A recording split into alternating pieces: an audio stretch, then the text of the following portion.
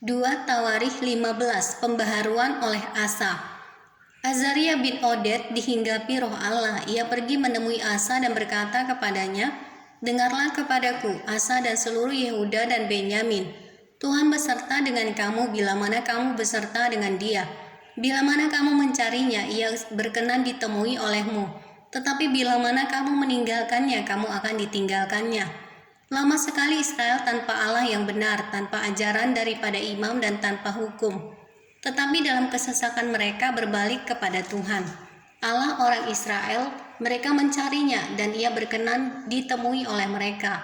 Pada zaman itu tidak dapat orang pergi dan pulang dengan selamat karena terdapat kekacauan yang besar di antara segenap penduduk daerah-daerah.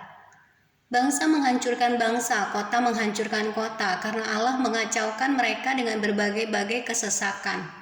Tetapi kamu ini kuatkanlah hatimu, jangan lemah semangatmu karena ada upah bagi usahamu."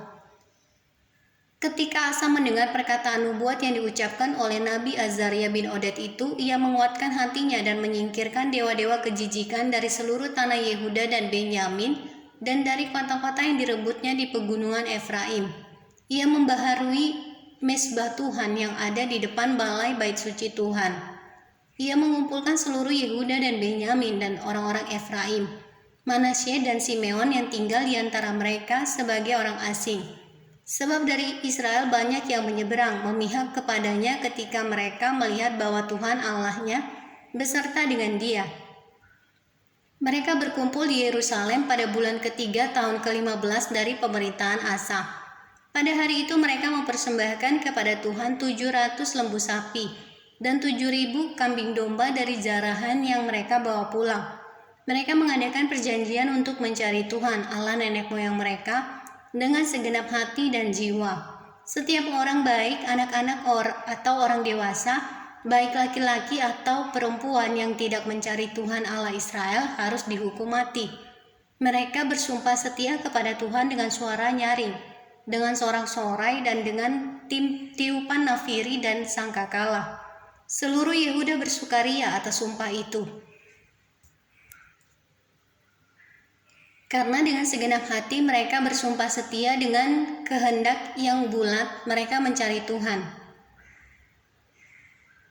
Seluruh Yehuda bersukaria atas sumpah itu, karena dengan segenap hati mereka bersumpah setia dan dengan kehendak yang bulat mereka mencari Tuhan. Tuhan berkenan ditemui oleh mereka dan mengaruniakan keamanan kepada mereka di segala penjuru. Bahkan Raja Asa memecat Maaka, neneknya dari pangkat Ibu Suri, karena neneknya itu membuat patung Asyera yang keji. Asa merobohkan patung yang keji itu, menumbuknya sampai halus dan membakarnya di lembah Kidron. Sekalipun bukit-bukit pengorbanan tidak dijauhkan dari Israel, namun hati Asa tulus ikhlas sepanjang umurnya. Ia membawa persembahan-persembahan kudus ayahnya dan persembahan-persembahan kudusnya sendiri ke rumah Allah, yakni emas dan perak serta barang-barang lain. Tidak ada perang sampai pada tahun ke-35 pemerintahan Asa.